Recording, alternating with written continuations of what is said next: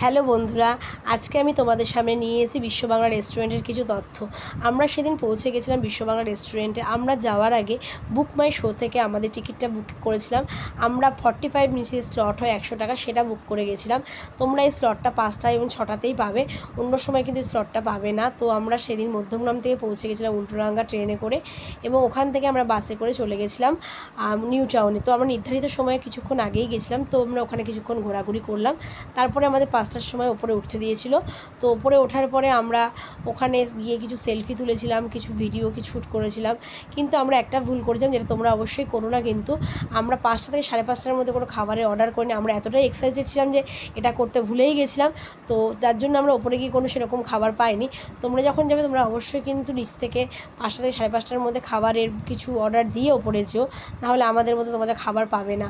কিন্তু নিচ থেকে ওপরের ভিউটা এতই সুন্দর লাগছিল, মানে বলার না। যে ওপরে দাঁড়িয়ে মনে হচ্ছিল নিচটা কী সুন্দর, কী অদ্ভুত লাগছিল যে আমরা ঝুলন্ত রেস্টুরেন্টে দাঁড়িয়ে আছি। এটা অনেক দিনের শখ ছিল আমার এখানে যাওয়ার, আলটিমেটলি সেটা পূর্ণ হয়েছিল। আমি ভীষণ ভীষণ এক্সাইটেড ছিলাম, ভীষণ আনন্দ করেছি। তো তোমাদের যদি আমার এই মিনি মিনি ব্লগগুলো ভালো লেগে থাকে, অবশ্যই আমাকে লাইক করবে, সাবস্ক্রাইব করবে এবং কমেন্ট করতে কিন্তু একদম তোমরা ভুলবে না।